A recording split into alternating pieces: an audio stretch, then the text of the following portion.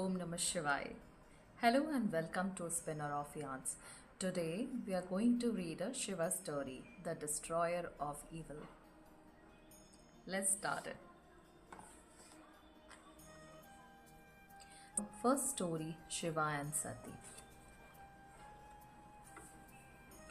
Daksh Prajapati was a powerful king. He had 16 daughters and his wife Prasuti was the daughter of Manu. One day, Daksha's wife came to him with a request. My lord, don't you think we are not paying attention to our growing daughters?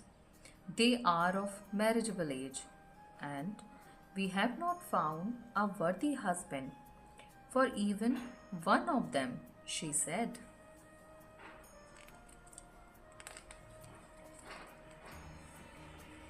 Daksha had already made up his mind. I will give 13 of my daughters in marriage to Dharma. The 14th one will wed Agni, the god of fire, and the 15th will wed Pitras, he announced. Then that leaves Sati, our youngest daughter, said Prasuti. Does Sati like anyone? Asked Daksha. I'm not sure. She is very different in her ways. When all our other daughters are playing, she sits in front of Shiva's idol and worships him, replied Prasuti. As Daksha and Prasuti were discussing the future of their daughters, sage Narada entered. Daksha, you need not put much thought to Sati's future. She is destined to marry Lord Shiva, he said. Daksha was not happy with Shiva as his son-in-law, as he thought that Shiva had no riches to his name like other gods. He wore only a tiger skin and smeared his entire body with ash. There's nothing attractive about him, he thought. But Sati's devotion and sheer love for Shiva forced him to give his daughter in marriage to Shiva. Sati and Shiva were married in a grand ceremony attended by all the gods. Soon after, Marichi, a great sage, performed the famous Brahma Yagna, an event where offerings are made to the holy fire. All the gods and kings were present at this holy event. Shiva and Brahma were seated on a throne. As the yagna was being conducted, all eyes turned to the door. Daksha had made a grand entrance. Everyone present at the event stood up in respect to Daksha, but Shiva and Brahma remained seated. Daksha was annoyed with his son-in-law for not showing him respect.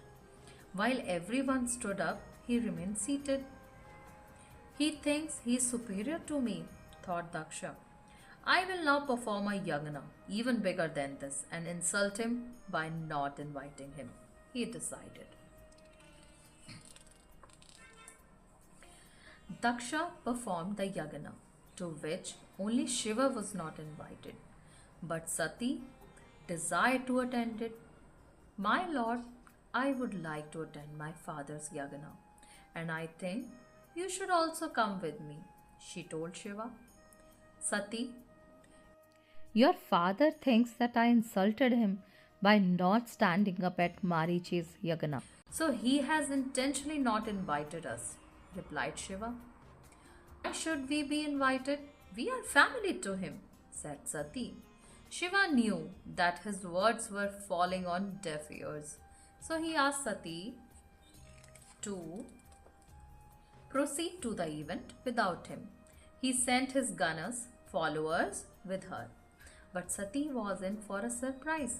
Just like Shiva had said, Daksha was furious to see her. Why have you come here without being invited? He demanded. Sati could not bear the insult, so she stepped into the holy fire and soon turned into ashes. The news of Sati's death reached Shiva.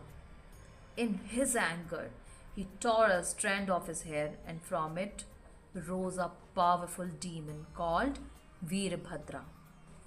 Veerbhadra, go and destroy Daksha and his Yagana, thundered Shiva. Veerbhadra and Shiva's followers destroyed the complete Yagana. Veerbhadra severed Daksha's head from his body. The ones who survived ran to Lord Vishnu and Lord Brahma. Lord, we beg for mercy, they cried. Vishnu and Brahma, in turn, went to Kailash and pleaded with Lord Shiva to pardon Daksha for his mistake. The kind Shiva agreed and put a goat's head on Daksha and revived him. But his dear Sati was lost forever. I hope you like the story. So please like, share and subscribe my channel and stay connected till the next story on next Monday. Om Namah Shivaya.